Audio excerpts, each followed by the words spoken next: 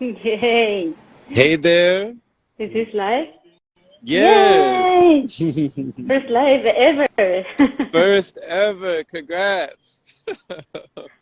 Very nice meeting you. Pleasure. Pleasure to meet you. And how do I pronounce it? Is it Nayeli? How do you pronounce? Yes, wow, well done. That that's how you pronounce your name? That's correct. Yes. Okay. And what do your friends call you? What do you enjoy from your friends? Nayeli, that's how they call me, or Naye, my mom. I go by Naye with my mom. Yes, Nayeli. yes. Nayeli. Wow. Where is that from, Nayeli? It's very Mexican, actually. It's from, I would say, the East Coast, Central Mexico. Very ancient name, Zapoteca language. Ancient, ancient. And you said Tapoteca. Say it again. Zapoteca language. Is that like a tribe, or is that like a Native specific? tongue of a broad people. It's not a tribe. It's a broad population of people Mhm. that native people from that region in Mexico. Mhm. Nayeli, I like my name now. It means I love you. Oh, beautiful, beautiful. Yes, Wow. yes, So not a tribe, not a small tribe, but a large populace, a population. yes, yes. Wow. They're still alive now. I just Mhm. don't know their language. I just know Nayeli. Mhm. And yes, we have so many native population in Mexico still alive. Yeah. And which region do you live in specifically? Right now I'm living in Tepoztlan. Tepoztlan is a magic town in the center of Mexico. We are about an hour and a half maybe from Mexico City. And this is a beautiful place in the mountains. We are surrounded by mountains. And beautiful, beautiful place. You're super welcome here whenever you want to come and visit. Oh, blessings. Thank you for that invitation. You know, I can already feel from your vibration that it's great energy out there. You know, why would you say it's called Magic Land? Well, we call it this way because it's been called like that for years and years because a lot of people have come to Tepoztlan called by its nature, by the landscape, and also because already in pre-Hispanic times it was known by place of um, reverence of the saints and communion to get to know the magical science of those times. And it's well known for the people that live here that are healers, like traditional healers or magic stuff. It's also well known because there's a lot of UFO things. I don't know how you call it, but a lot of these things happening around, and we call it magical place. Yeah. Wow. So you said UFO sightings, like you've seen some things flying around? Yes. Yeah. A lot of people claim they have, and I have. Wow. Wow. Well, I mean, what's it been like to see that? I mean, did you see them before you came? It hasn't been super wow for me. It's just like beautiful lights around in the sky that have some formations that are totally not um, usual, let's say, and that's for me. But I have a lot of people, a lot of my friends telling me that they have seen things very closely. I don't want to say anymore because I haven't experienced that, but yeah, yeah, it's a place that's very related with this Okay. phenomena. Yeah. Okay. Phenomenal. You know, phenomenal occurrences, experiences. You say that you haven't always lived there. So how long have you been there? Well, now I've been here for a couple of years, maybe. I have family here, so that's why I started coming here since I was a child. But I was born in Puebla, that's like a couple of hours from here, and I lived abroad, like outside Mexico, for maybe 10 years before coming here to Tepoztlan now. Okay. And would you say that it's influenced or impacted your journey in such a way that you'd be encouraged to stay longer? I love it here. I don't know what's gonna happen. I don't know. I think that this life we are living right now is changing so quickly that it's better to stay in the here and now. But yes, I'm here for the moment. Let's see what happens. I like it. And I do feel like I want to travel a little bit more because that was my life. Like for 13 years, I was traveling. So this is the first time that I stay for so long, 2 years in one place. It's like, I want to run sometimes, but I love it at the same time. So most of your life, Nayeli, you were quite nomadic. You were spreading around, going to different places, kind of like pollinating different flowers, you know, like in different locations. But now, yeah. Yes, that was my life for, I don't know exactly how it started. It started very beautifully, actually. Like, I was not planning to travel for so long. I never planned to do this in my life, but for a beautiful reason it happened, and I feel very blessed about it. And it definitely taught me so much in life and of myself in this travel. So yes, it was a beautiful adventure. You said something specific happened? You said a beautiful event or something? I mean, it was like everything started because I really fall in love with African dance. That's how it started. I fell in love like madly crazy. Like the first time that I saw it in Mexico, that it was not normal, let's say, to see someone doing African dances here.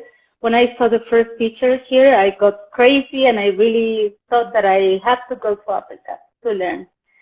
And so that was when I was like maybe in like, I don't know, 20, something like that. And something got into my head that I had to do it, and I worked the best that I could for a couple of years. And when I was ready, this event or misfortune event happened. I bought a ticket I was already traveling in Mexico and Central America, very hippie style, not with a lot of money or resources, but I had enough to pay my ticket to go to Spain, and from there to go to Guinea, to Africa, to West Africa. And so I paid for the ticket with someone else's credit card, and all the money that I had, I trusted a friend to save it for me for a couple of days or something, and then this person flew away with everything that I have worked for years and years. And that was the misfortune that I had. And so I went to Spain, and I had like literally $50 in my pocket. And I knew no one, and I was like 20 years old or something like that. And that was the most beautiful thing that could happen to me. And that's how the journey began. And then I traveled 13 years after that. It was not even planned that, so yeah, that's how it Oh happened. my gosh, what a story. I mean, $50. You said $50 to your name in Spain, and you didn't know anyone there. Like, how did you flourish, blossom and bloom from that point? Yes, I don't know that in that moment it was like chaos, it was like, what? And then I found someone that knew someone that could give me a place to stay for a week. And then I put this $50 into the bus ticket to go to that place.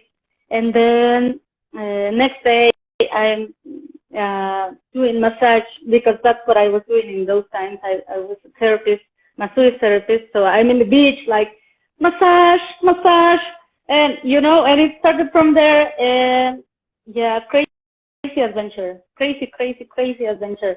And I went from doing massage on the beach to working in a little bar, really little, in the beach, Spain, beautiful place, but a little bar, very gypsy place, and then to sell whatever that I could in the streets, learning to do African soup, to sell it in the streets also. I don't know, 13 years of that until, well, it was like a year and a half in Spain until I was able to go to Guinea, actually, to go to Africa to learn African dances I wanted. Wow. Oh my gosh. That is powerful. That's amazing. You know, like if somebody found themselves in that scenario, you know, many people would be hard pressed to be as resourceful as you were without finding the resources around them. You said that it was just from one person to another person, and it sounded like it took a lot of trust or a lot of faith. What would you say that it took for you to muster that up? I will say a lot of angels around me, because I was like, you know, I was like, there's nothing else that I can do but to trust. It was not my decision. It was not my decision to trust. It was like, you have to trust. There's nothing else to do.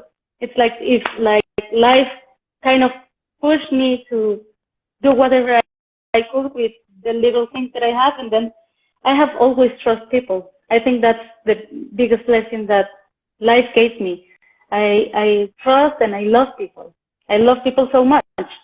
And I think that this, only by being open, like being like that naturally, let's say, because I was 19, 20 years old. I was not, and so I loved people so much during my short age that I believe that this energy was enough to keep me like safe in my mind and open to whatever will happen. And then life just gave me back that all that blessing, the blessings. It was everywhere. From that moment on, I started traveling because people was calling me to teach African dance now after that. And I don't know how, but I started traveling. I taught in Greece, in India, in Egypt, Spain, France, I don't know. And I was nothing. I was no teacher, but it started happening. I don't know how, you know, it's crazy. It's like life just gave me so much. And I believe it was just by being open and trustful and knowing that people is good.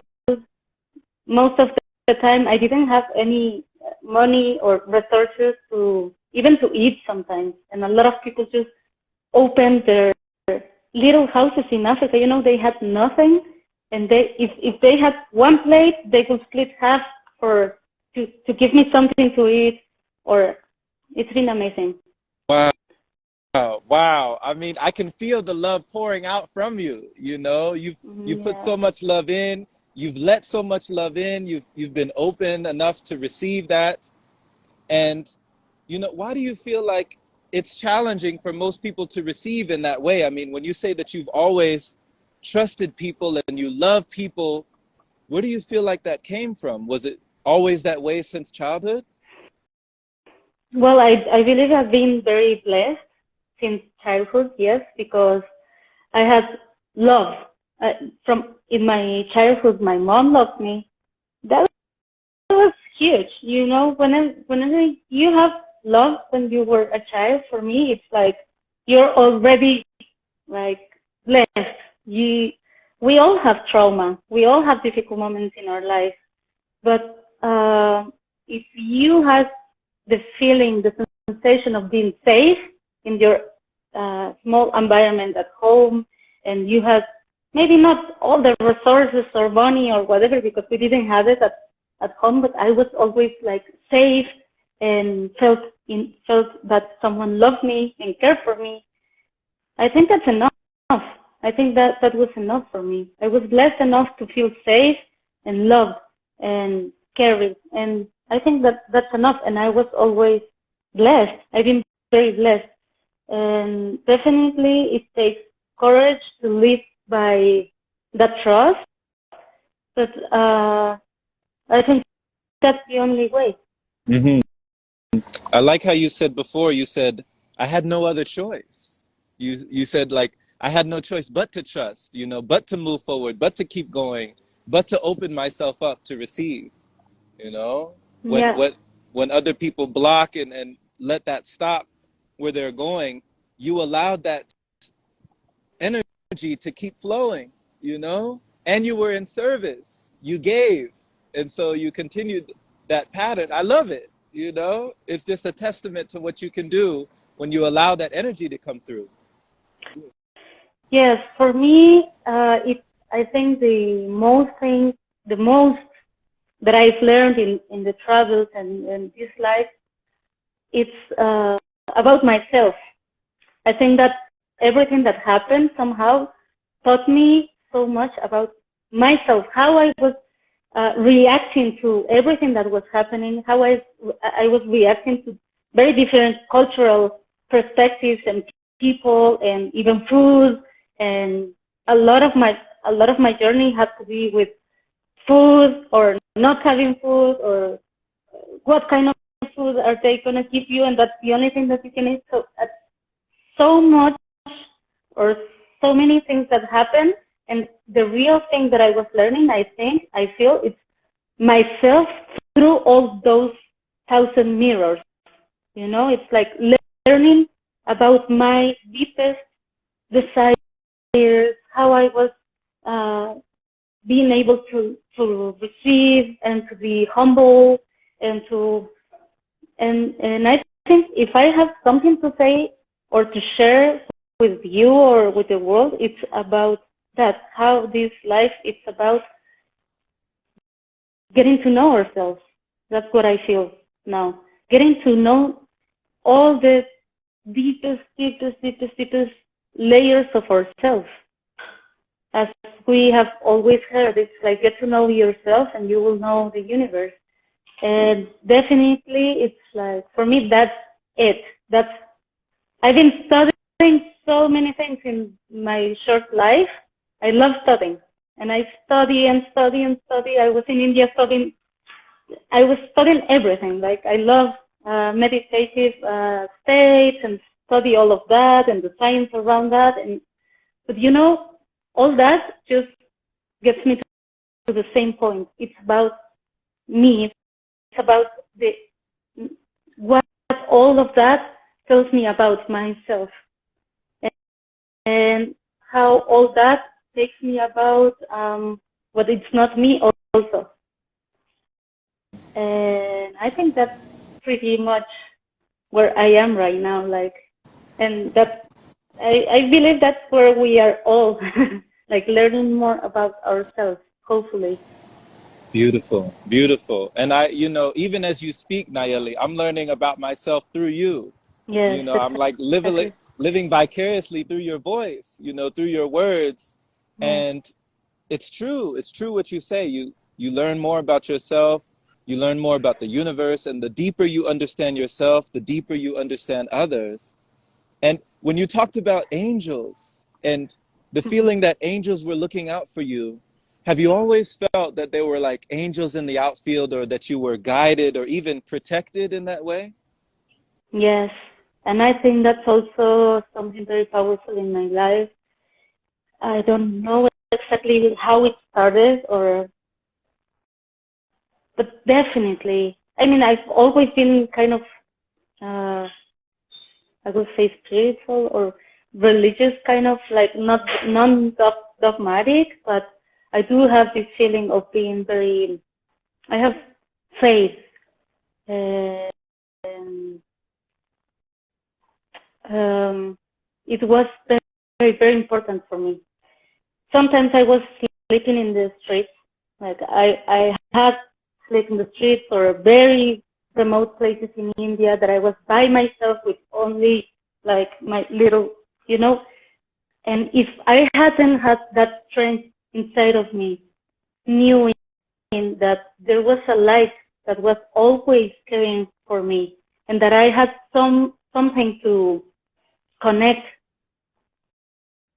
And I never had a name for it, for God or for life, or all those names are good for me. It's okay. Angels, um, whatever language you want to use to name the the love that's always taking care of us, life, just life, taking care of us. I was always in this connection with this energy, mostly when I was traveling, right? And yes, every night and every morning I would say like, thank you, thank you, thank you, thank you, thank you for this.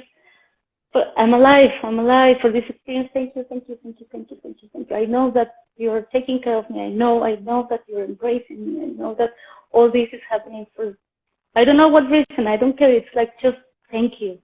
And that was my biggest protector always.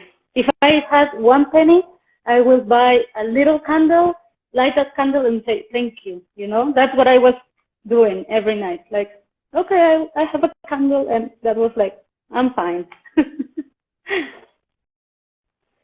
Oh my gosh, that's the secret right there. That's the secret. I hope people are listening to this. You know, you said if I had 1 penny, I would buy a candle, I would light it up and say thank you. Come on. Yes. Oh my God, that Yeah. gratitude, you know. One of my good friends, they told me that gratitude is the great attitude, you know, and that is so interesting that even when you were sleeping on the ground, even when you were sleeping on the floor, you still found something to be thankful for, you know? And yeah, Yeah. I've seen so much suffering, so much difficultness.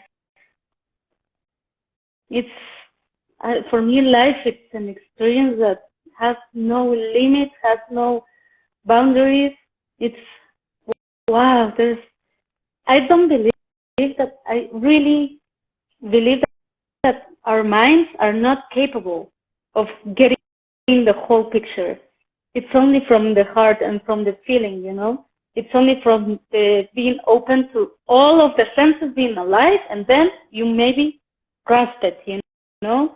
So what I believe is that if we are not grateful for this opportunity of experiencing this vast, wow, this vast gift of life, of being alive, it's like, come on, man, it's okay. I'm not judging. It's okay because I have always my life and I don't know about yours, but definitely it's like every day for me it's a blessing and it's a gift, and we have no idea how difficult it may be for other people. So whatever that is okay in our life, just be thankful for whatever, for having a bed. You know, it's my first time in life that I can say like, oh, this is my bed. Ah, it's so good. Oh, and that's my kitchen. Yeah, it's not mine, you know, but it's like I can cook in my place. Ah, feels super. And yeah, I don't know. I'm just speaking, but it's just about being very, very thankful for everything that we have. Yeah. Indeed, you know, absolutely. So it's like you're saying, Nayeli, the mind can grasp only a piece, but it's like the heart has the whole picture. Yes, I believe that we are very or this society or this system that we have been educated on, it's we are very separated in these ideas of being a soul in a body, or having a body experiencing a you know, I don't believe in this. I believe we are a whole. There's no separation. There's no, oh, my body. It's not my body. It's like I am the whole thing with so many layers. That's why I always say, like, the travel is to get to know each other in all those layers that are one and connected to the whole that's also myself. So it's so deep when we really don't see any separativeness, not even in the self. And then if you get there, it's like, it's easier to see that there's no boundaries, not even with nothing. There's no boundaries, you know? So, yeah. Okay. Something like that. No separation. So just removing, the illusion of separation, that automatically sounds like it raises your vibration, because it's less limitation and it's more, collaboration with it all, like co-creation Yeah. with it all. Yeah. Yeah. Yeah. As you said, you are speaking through me. There's so much information out there that I really encourage myself. Everything that I'm telling you, it's because it's a beautiful reminder to myself. So what I can see now is that there's so much information, and that's beautiful. It's beautiful that we can express, like now, you and me, we're in different places. But the tricky part of it is that it cuts our minds so much. It gets our minds to the outside world so much that sometimes we don't get this time to see what we are doing with all that we are listening to, or what we are nurturing from, and we are not seeing all the process that happens inside of us, or like I say inside, but all the how we process all this information, or what part of this information is mirroring a part of myself. So again, it goes back to get to know myself deeper, and really, really, really knowing and listening to which part of myself is vibrating with that piece of information. Is it from my trauma? Is it from my pain? Is it from program? Is it from from the parts of me that are not really, really the parts that I love and that I want to cultivate? So it's always back to myself, and being able to respect this self and love this self. I know it's not easy, but if we are in touch with ourselves, we are going to love ourselves. Yes or yes, I believe. I agree.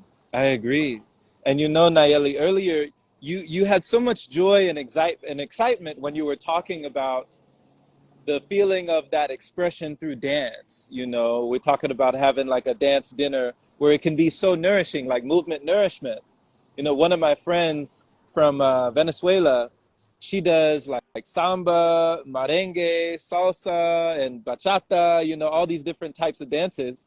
But what did you find, particularly in African dance, what did that give you a feeling of, that you said, you know what, I really enjoy this? Wow, it changed my life in such a way.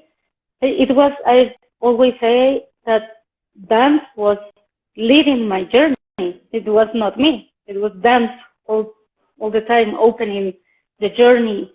And I believe it's very powerful, first of all, because it's vibrational. It's so powerful, root,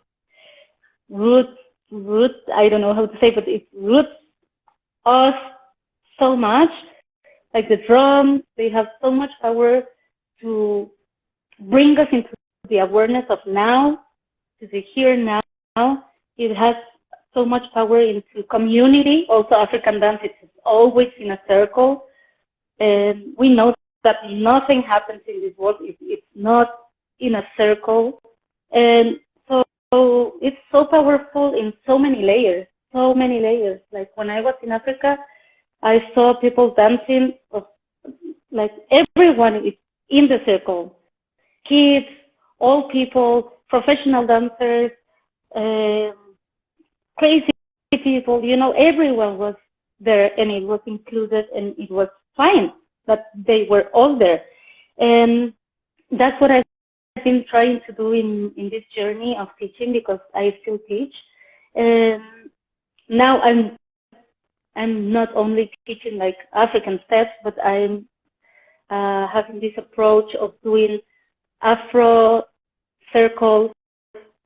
It has a name in Spanish, but it's like circles where we get these movements and this music into our awareness to be able to go deeper into ourselves, into the awareness of the self, of where is the emotion in the body moving, where from to where, where's the energy in what we go very deep to see even our organs, like where is the energy in this organ moving to what other organ, and it's very deep, and we can do our magic in whatever. For me, it's dance, but life and the way of truth and understanding and awareness it's everywhere. It's everywhere. You can find it everywhere. I find it through dance, but it's very beautiful. It's been very beautiful and healing for people and from women that have been coming to these sessions. We all go like crying of happiness, or sometimes it's not so much of a happiness, but it's beautiful because you release things that are ready to just come out, and body and music just allow and give you the support in the moment to do it. Wow, that's beautiful. So even with, the ways that it's sensational and high vibrational, you're saying that as your energy is increased, you also feel a deep release, Definitely. Okay. Yeah. Well, yes. I mean, it goes very deep. It goes as deep as we are ready to, as everything. Like if we are ready and committed to the moment, the present, the awareness of what's happening, everything can be healing, like drinking water. It's so healing. It's so purifying. Like whatever that we want to use to heal, to be expansion, we can use whatever. I mean, for me, music like drums and a circle and contention and the dance itself, it's very, very powerful. As I said, if we are ready, it's going to happen. Absolutely. When we are ready, there's a saying like when the student is ready, the teacher arrives, and that teacher can also be a teaching, a lesson that can be a blessing that we can allow to flow and allow to grow. Yes. And another thing that you said, Nayeli, earlier when you were talking about meditation, when did you find meditation and how has it continued to impact and bloom in your life? I don't really know exactly how it started. I know that one of the deepest medicines that I have encountered is temazcal, or sweat lodge in the Mexican tradition when I was like 17. And that was for me kind of a meditation when I was in the sweat lodge, and it was hardcore because it was very traditional and these people did it in a hardcore way. And so that's how it kind of started for me, not knowing that was meditation, but now I know that was deep states of meditation. And then when I was in Africa, I started doing Ramadan, or this, I don't remember how you call it in English, but Ramadan is the name of the festivity where they have a fast for 4 weeks or a whole month. They don't eat during the day. They only have like some hours during the night to break their fast. And it's like giving this, it's like a sacrifice that you do for God, let's say.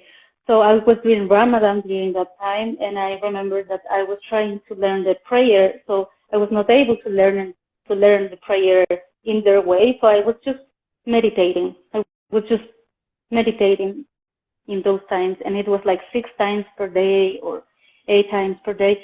And then I went to India and learned some meditations in India, and then I studied Buddhist also meditations, and then mindfulness and compassion, and then you name it. I have been channeling also since I was like 21 or something like that, and that's another kind of meditation. It's like you can meditate in so many ways, and it's been always there. And I think it's always faith and meditation for me are very much like aligned, because meditation takes me to being sober, let's say, to being present of, or not sober, but at least present to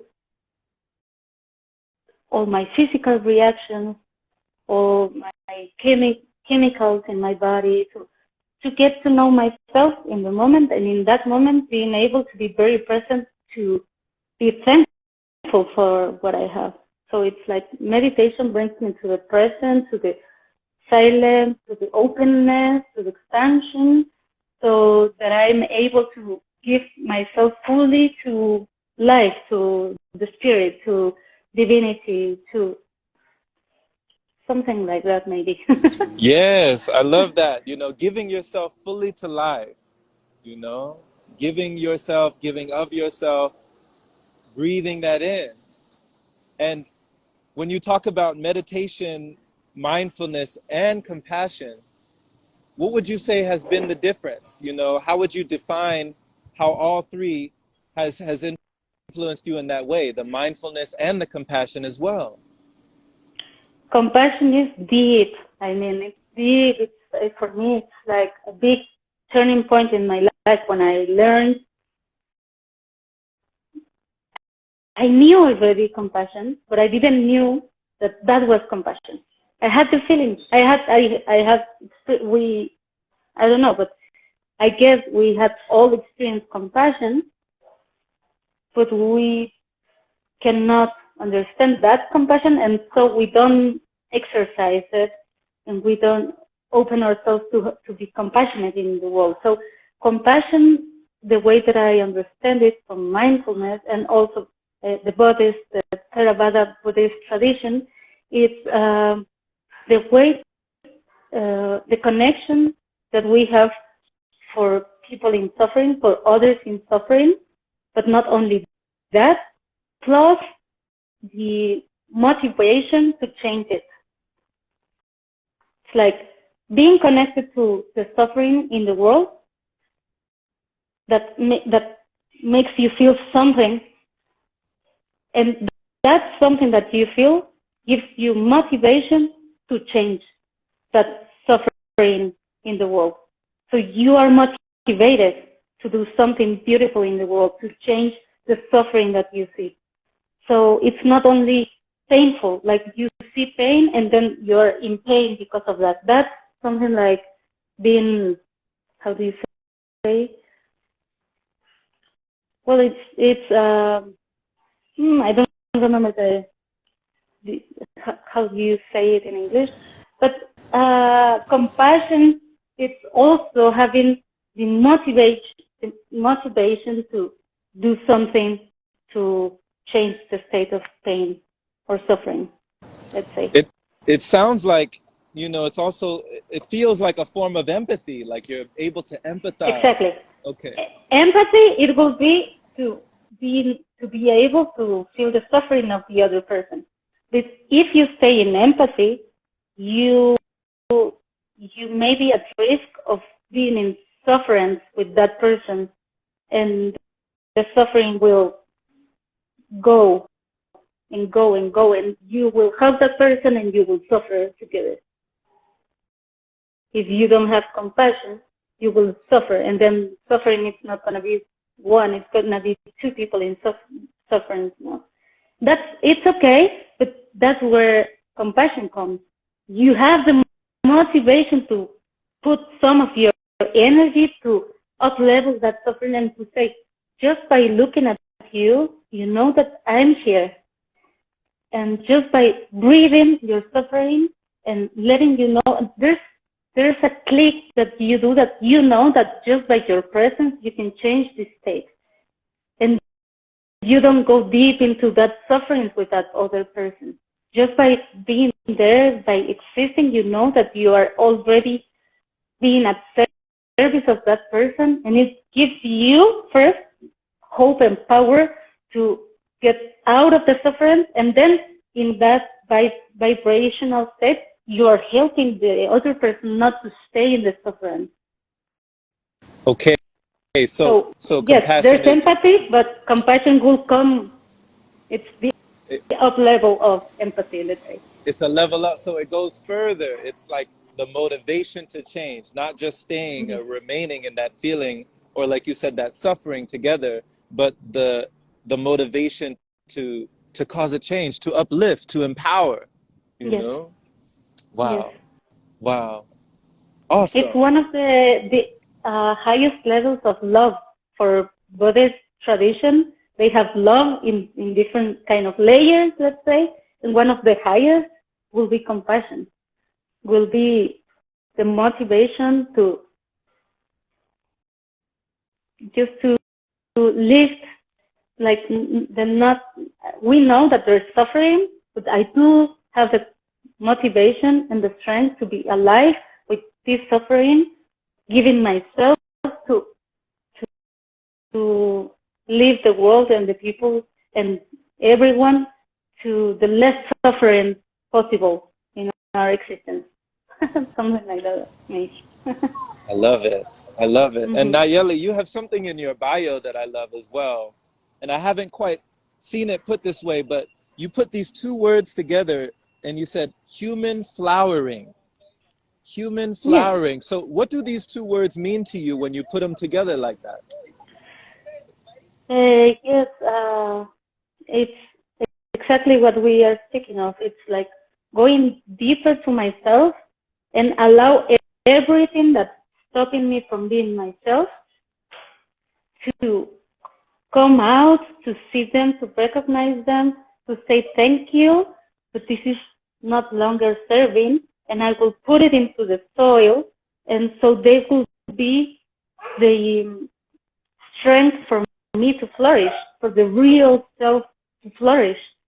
So it takes a lot of meditation. It takes a lot of self journey in awareness, a lot of compassion, self-compassion, a lot of self-compassion. Allow myself to be, really allowing myself to be.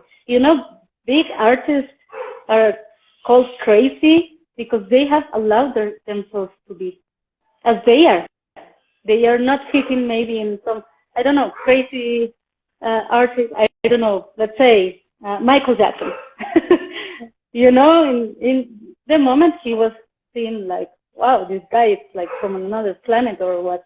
And he was just allowing himself to express his creativity and his self, right? And I think that that's where I'm right now, like trying to be myself more and more and more, like trying to be authentic more and more, like not having to be whatever, you know, vegan or because it's what I have to be.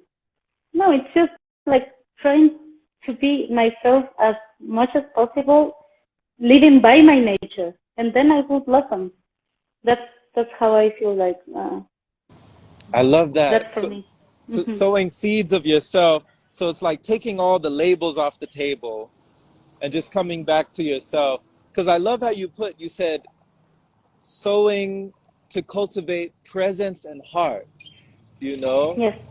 cultivating presence and heart. Are these the seeds that you feel that you're planting that equals to more present? Yes, and definitely it's not only about saying like, oh, I think this is what I am. It's like there's so many layers. So go deep into what you think you are, and if that's really what if you find your seed is not going to flourish by itself. You have to nurture it day by day. You have to pick what seed you are going to put in the soil first. You know that this is healthy seed. And if not, then you nurture the seed, then you put it into the nurtured soil, beautiful nurtured soil, and then you put water every day, and then you take care of it every day, until it flourishes.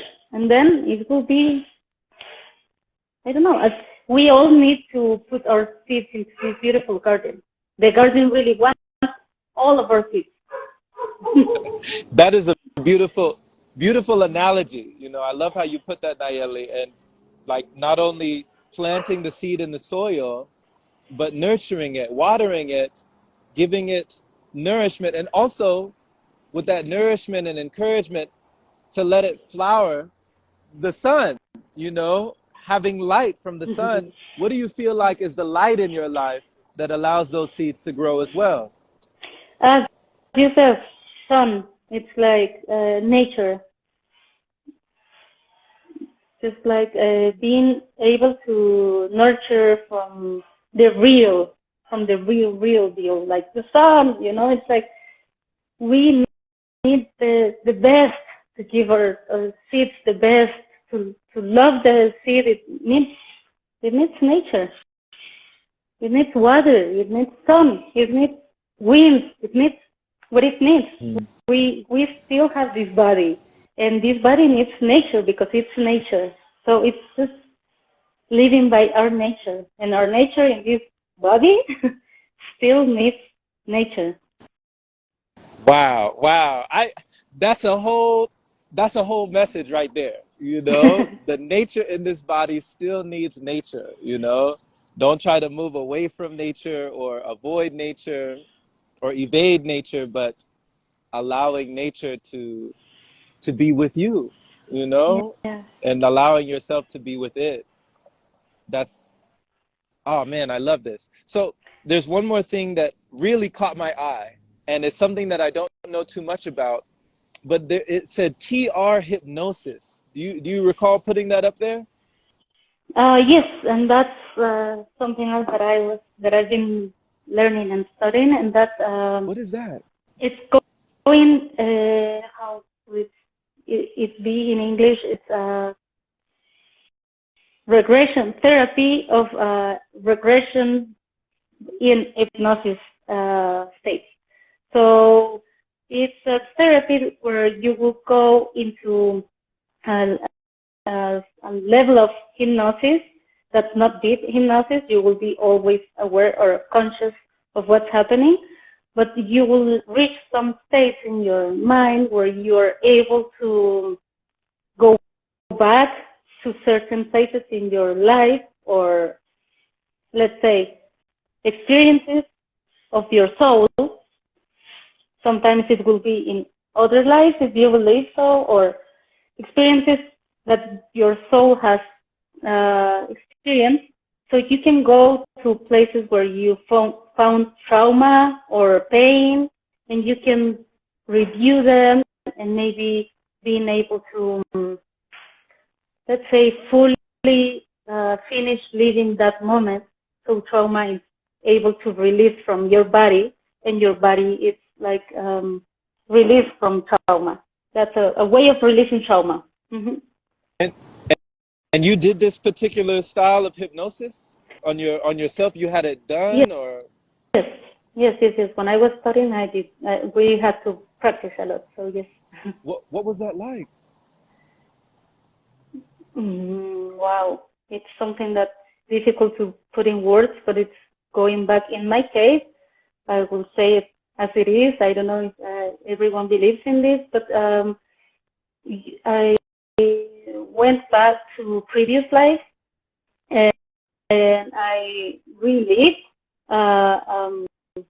certain way of a death in a very, very traumatic way, and I was able to see everything like in slow motion, let's say, to recognize the words that were said in that moment that may program some things that we are repeating in this life, to be able to capture my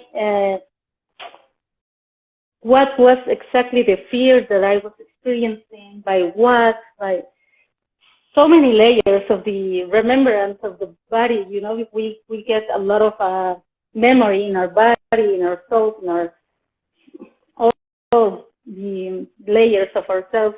So being able to relive it and being able to kind of go into catharsis a little bit, to let go of the pain that it was not able to be released in that moment. So the body is released from that trauma, from that moment. It was intense, but it was beautiful. At the end, you are like, ooh, man, that was like 10 kilos out of my body, for real.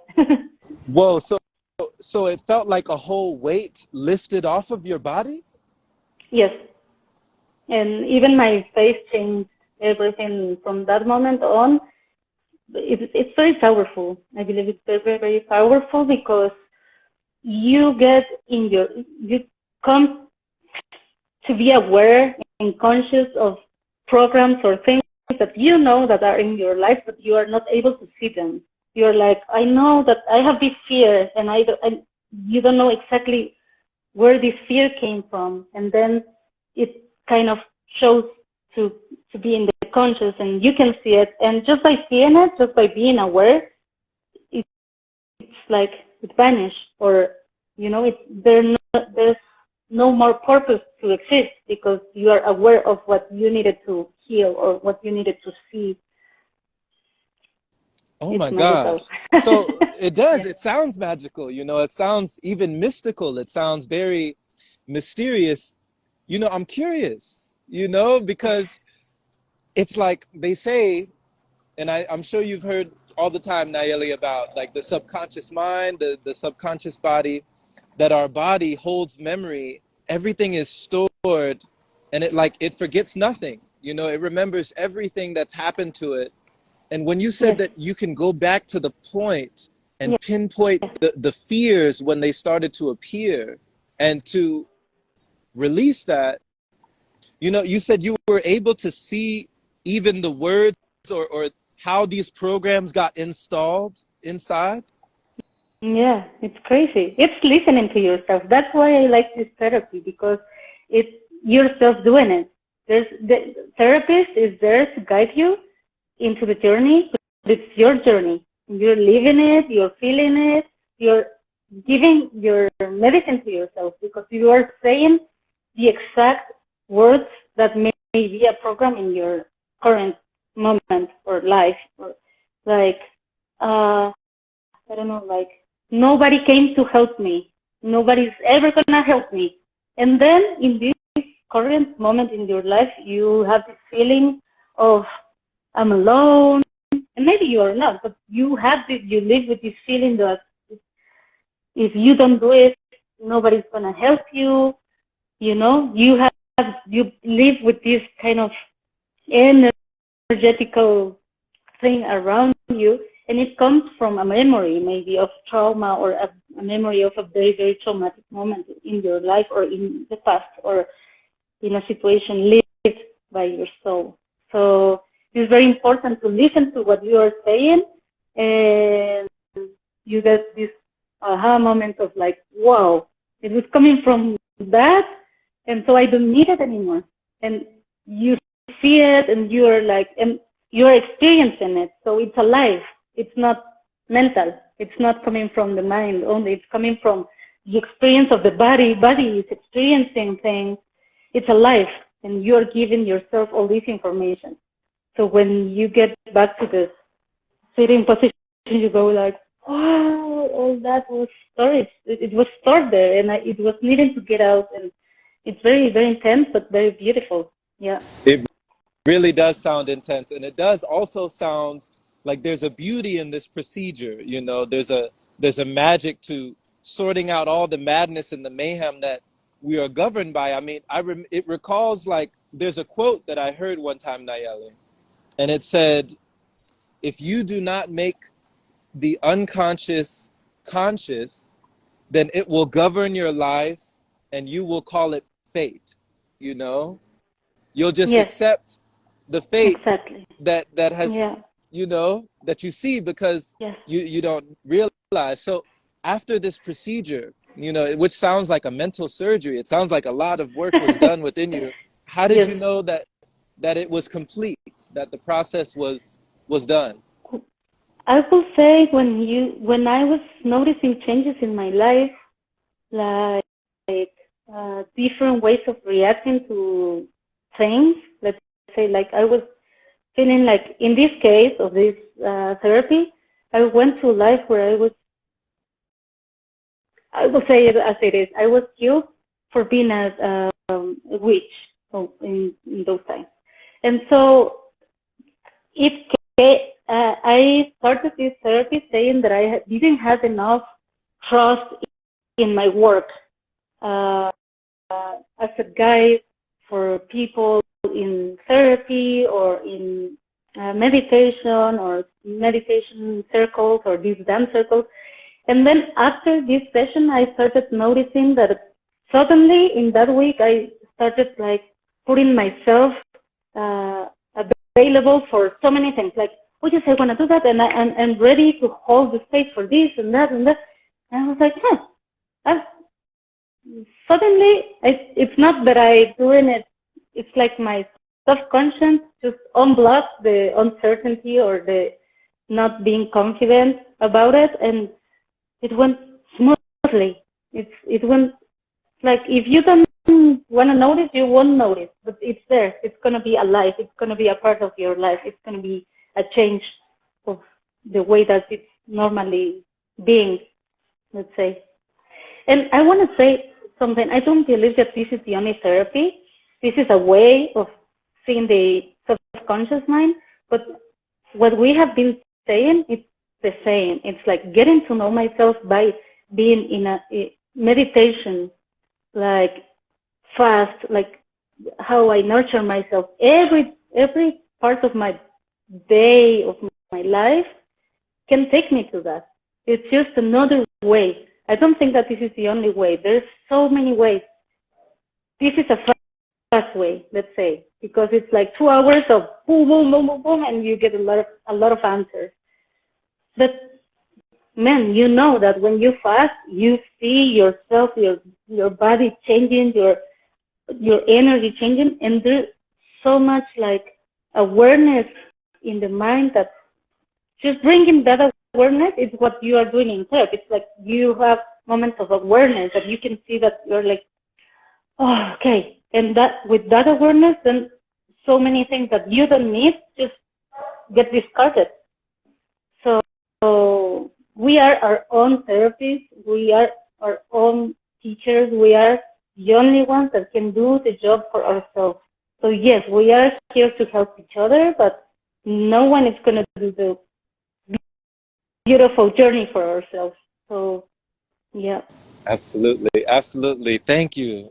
Thank you for that testimony, Nayeli. Thank you for your words of empowerment, your words of encouragement. Thank you for sharing your journey, sharing your story, so effortlessly, so elegantly, and just taking us back to where things all started, and bringing it back to that community and togetherness as well. The feeling of wholeness. Yeah. I feel like that type of unity frequency is what more of the world needs today. So thank you for these words. It's very felt. The energy is very felt. Yeah. Thank you. Thank you so much. I felt so much like at home, Thank you for listening. You're a great listener.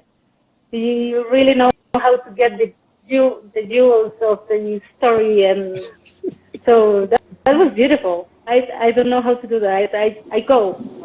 So thank you so much, and for everything that you do, because what you're doing is also like it's what we need. It's what we need. So thank you so much. My pleasure. My pleasure. It's a joy to just be a part of it all. And yes, we're squeezing the juice. I just feel like there's so much power in people's story.